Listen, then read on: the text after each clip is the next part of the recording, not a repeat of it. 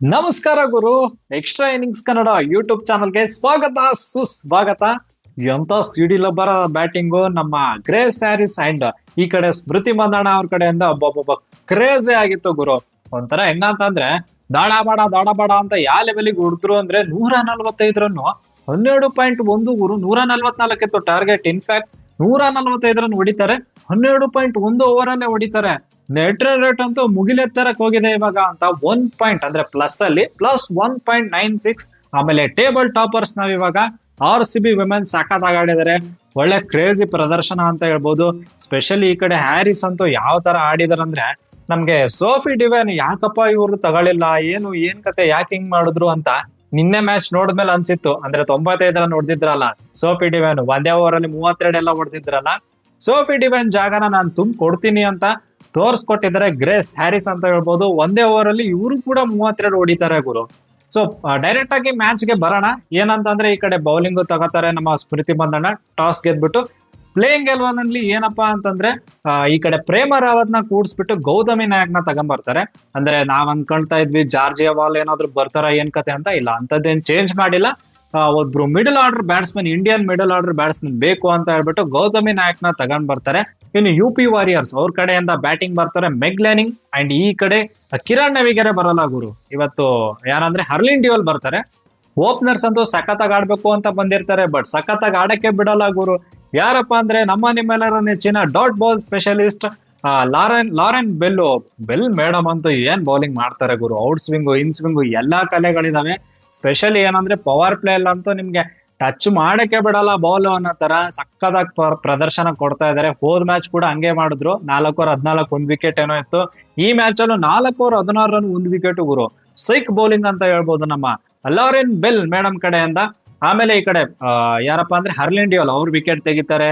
ಆ ಕಡೆ ಮೆಗ್ ಲ್ಯಾನಿಂಗ್ ಮತ್ತೆ ಫೀಬಿ ಲಿಚ್ಫೀಲ್ಡ್ ಇವ್ರು ಚೆನ್ನಾಗೆ ಬ್ಯಾಟಿಂಗ್ ಮಾಡ್ಬೇಕಂತ ಇರ್ತಾರೆ. ಬಟ್ ಶ್ರೇಯಾಂಕ ಪಾಟೀಲ್ ಬಿಡ್ಬೇಕಲ್ಲ ಗುರು. ಮೆಗ್ ಲ್ಯಾನಿಂಗ್ ವಿಕೆಟ್ ಒಂಥರ ಪ್ರಾಪರ್ ಆಗಿ ಕ್ಯಾಪ್ಟನ್ಸಿ ಸಖತ್ತಾಗಿ ಮಾಡಿದ್ರು ನಮ್ಮ ಸ್ಮೃತಿ ಮಂದಣ್ಣ ಅನ್ಕೋತೀನಿ. ಯಾಕಂದ್ರೆ ಡೀಪ್ ಮಿಡ್ ವಿಕೆಟ್ ಅಲ್ಲಿ ಒಬ್ಬರನ್ನೇ ನಿಲ್ಸಿರ್ತಾರೆ. ಶ್ರೇಯಾಂಕ ಪಾಟೀಲ್ ಅಲ್ಲೇ ಬಾಲ್ ಮಾಡ್ತಾರೆ, ಇವರು ಅಲ್ಲೇ ಹೊಡಿತಾರೆ.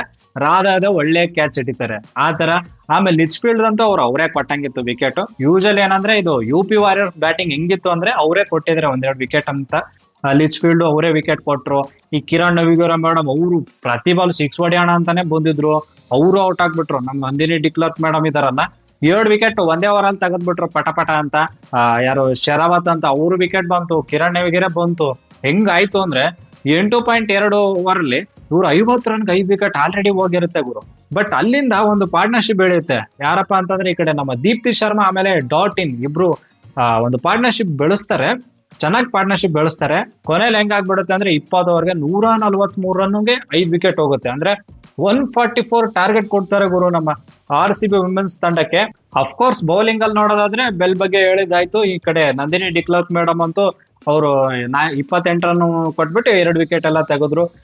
ನಮ್ಮ ಇವರು ಶ್ರೇಯಾಂಕ್ ಅವರು ಸ್ವಲ್ಪ ಒಂಚೂರು ಜಾಸ್ತಿ ರನ್ಸ್ ಓಡಿಸ್ಕೊಂಡ್ರು, 50 run. But still 2 wicket main wicket ತೆಗೆದ್ರು ಅಂತ. ಒಟ್ನಲ್ಲಿ ಒಳ್ಳೆ ಬೌಲಿಂಗ್ ಅಂತಾನೆ ಹೇಳ್ಬೋದು ಗುರು. ಆಮೇಲೆ ಗ್ಯಾಪ್ ಅಲ್ಲಿ ಈ ಕಡೆ ನಮ್ಮ RCB ವಿಮೆನ್ಸ್ ಅವ್ರು ಬರ್ತಾರೆ ಬ್ಯಾಟಿಂಗು. ನಮ್ಮ ಓಪನರ್ಸ್ ಗ್ರೇಸ್ ಹ್ಯಾರಿಸ್ ಅಂಡ್ ಈ ಕಡೆ ಸ್ಮೃತಿ ಮಂದಣ್ಣ ಮೇಡಮ್. ಗ್ರೇಸ್ ಹ್ಯಾರಿಸ್ ಅಂತೂ ಹೋದ ಮ್ಯಾಚು ಫಸ್ಟ್ ಬಾಲ್ 4, ಈ ಮ್ಯಾಚು ಫಸ್ಟ್ ಬಾಲ್ 4. ಒಂಥರ ನಮ್ಮ ಹುಡುಗರೆಲ್ಲ ಹೇಳ್ದಂಗೆ ನಮ್ ಕಡೆ RCB ಕಡೆ ಮೆನ್ಸ್ ಟೀಮ್ ಕಡೆ ಹೆಂಗೆ ಸಾಲ್ಟು, ಹಂಗೆ ಈ ಕಡೆ ಗ್ರೇಸ್ ಹ್ಯಾರಿಸ್ ಅನ್ಕೊಳ್ಳಿ ಅದೇ ತರ ಟೆಂಪ್ಲೇಟ್ ರೆಡಿ ಮಾಡಿದಾರೆ ಗುರು. ದಾಡ ಬಾಡ ಅಂತ ಹೊಡಿಯೋದು. ಪವರ್ ಪ್ಲೇ ಅಲ್ಲಿ ಎಷ್ಟಾಗತ್ತೆ ಅಷ್ಟು ಚಿಂದಿ ಬ್ಯಾಟಿಂಗ್ ಮಾಡೋಣ ಅಂತಾನೆ ಬಂದಿದಾರೆ ಅನ್ಸುತ್ತೆ. ಈ ಕಡೆ ನಮ್ಮ ಸ್ಮೃತಿ ಮಂದಣ್ಣ ಎಲಿಗೆಂಟ್ ಬ್ಯಾಟಿಂಗ್ ಅನ್ನೋ ತರ. ನಮ್ಮ ವಿರಾಟ್ ಕೊಹ್ಲಿ ಅವ್ರು ಹೆಂಗ್ ಎಲಿಗೆಂಟ್ ಆಗಿ ಹೊಡಿತಾರೆ ದಡ ಬಡ ಅಂತ, ಹಂಗೆ ಇವರು ಎಲಿಗೆಂಟ್ ಬ್ಯಾಟಿಂಗ್ ಅಂತ ಹೇಳ್ಬೋದು. ಸಖತ್ ಬ್ಯಾಟಿಂಗ್ ಗುರು ಇಬ್ಬರ ಕಡೆಯಿಂದ. ಪವರ್ ಪ್ಲೇಲೆ ನೋಡಿ ನೀವು 6 ಓವರ್ಗೆ 78 ಏನೋ ಆಗಿರುತ್ತೆ ಗುರು. ಪವರ್ ಪ್ಲೇಲೆ ಆಲ್ಮೋಸ್ಟ್ ಅಲ್ಲೇ ಮ್ಯಾಚ್ ಖತಮೆ ಅನ್ನೋ ತರ ಹೊಡೆದಿದ್ದು ಮೇಡಮ್ ಅಂತೂ. ಆಮೇಲೆ ಈ ಕಡೆ ಸ್ಮೃತಿ ಮಂದಣ್ಣ ಚೆನ್ನಾಗಿ ಬ್ಯಾಟಿಂಗ್ ಮಾಡಿದ್ರು. ಒಟ್ನಲ್ಲಿ ಇಬ್ರು ದಾಡ ಬಡ ಅಂತ ಹೊಡೆದಿದ್ದೆ ಗುರು. 137 ಏನೋ ಪಾರ್ಟ್ನರ್ಶಿಪ್ ಎಲ್ಲ ಬರುತ್ತೆ. ಹಂಗ ಕೊನೆಯಲ್ಲಿ ಔಟ್ ಆಗ್ಬಿಡ್ತಾರೆ ಗ್ರೇಸ್ ಹ್ಯಾರಿಸ್. ಎಲ್ಲ ಮುಗ್ದಿದ್ಮೇಲೆ ಔಟ್ ಆದಂಗೆ ಲೆಕ್ಕ. ಏನೋ 85 ಹೊಡೆದ್ಬಿಟ್ಟು ಏನೋ ಔಟ್ ಆಗ್ತಾರ ಅನ್ಸುತ್ತೆ. ಈ ಕಡೆ ಯಾರಪ್ಪ ಅಂದ್ರೆ ಸ್ಮೃತಿ ಮಂದಣ್ಣ 50 ಆಗಲ್ಲ ಗುರು. ಅದೇನೋ ವೈಡ್ ಎಲ್ಲ ಹೋಗ್ಬಿಟ್ಟು 4 ಹೋಗಿ ಗೆದ್ಬಿಡ್ತಾರೆ. ನನಗೆ ಈ 2 ಮ್ಯಾಚ್ ಇಂದ ಪಾಸಿಟಿವ್ಸ್ ಏನಪ್ಪಾ ಅಂತಂದ್ರೆ ಅಫ್ಕೋರ್ಸ್ 2 ಮ್ಯಾಚ್ ಆಗಿದೆ, ಆದ್ರೆ ಇವರು ಟೆಂಪ್ಲೇಟ್ ರೆಡಿ ಮಾಡಿದ್ದಾರೆ. ಆ ಟೆಂಪ್ಲೇಟ್ ವರ್ಕ್ ಆಗ್ತಿದೆ ಅಂತ ಅನಿಸ್ತಾ ಇದೆ. ಅಂದ್ರೆ ಇವಾಗ ಗ್ರೇಸ್ ಹ್ಯಾರಿಸ್ ಓಪನಿಂಗ್ ಮಾಡಿಸ್ಬಿಟ್ಟು ನೀವು ಹೆಂಗ್ ಹಂಗೆ ಆಡಿ ಅನ್ನೋ ತರ ಅಂದ್ರೆ ಫ್ರೀಡಮ್ ಕೊಟ್ಟಿದೀವಿ, ದಡ ಬಡ ಅಂತ ಹೊಡೀರಿ ಅಂತ ಆ ಟೆಂಪ್ಲೇಟ್ ಅದು ಒಂದು ಕರೆಕ್ಟ್ ಆಗಿದೆ ಅನ್ಕೋತೀನಿ. ಒಳ್ಳೆ ಅದು ಅಪ್ರೋಚ್ ಚೆನ್ನಾಗಿದೆ. ಅಂಡ್ ವರ್ಕು ಆಗ್ತಾ ಇದೆ ಒಂದು. ಆಮೇಲೆ ಇನ್ನೊಂದೇನಂದ್ರೆ ರಾಧಾದು ನಾವು ಬೇಕಾದ್ರೆ ಯೂಸ್ ಮಾಡ್ತೀವಿ, ಬೇಡಾದ್ರೆ ಬಿಡ್ತೀವಿ, ಬಟ್ ಫೀಲ್ಡಿಂಗ್ ಅಲ್ಲಿ ಅವ್ರನ್ನ ಇಟ್ಕೋತೀವಿ ಅನ್ನೋ ತರ ಅದೊಂದು ಟೆಂಪ್ಲೇಟ್ ರೆಡಿ ಮಾಡಿದ್ದಾರೆ. ಆಮೇಲೆ ಬೌಲಿಂಗ್ ನೋಡಿದ್ರೆ ನೀವು ಲಾರೆನ್ ಬೆಲ್ಲು ಪ್ರಾಪರ್ ಆಗಿ ಪವರ್ ಪ್ಲೇಲಿ 3 ಓವರ್ಸ್ ಹಾಕ್ತಿವಿ ಅವ್ರ ಕಡೆಯಿಂದ. ಆಮೇಲೆ 10 ಓವರ್ ಒಳಗಡೆನೆ 1 ಓವರ್ ಯಾವ್ದಾದ್ರು ಮಿಡಲ್ ಅಲ್ಲಿ 1 ಓವರ್ ಹಾಕ್ತಿವಿ. ಸೊ 10 ಓವರ್ ಒಳಗಡೆನೆ ಲಾರೆನ್ ಬೆಲ್ ಅವ್ರದ್ದು 4 ಓವರ್ ಕಂಪ್ಲೀಟ್ ಮಾಡಿಸ್ತಾ ಇದಾರೆ.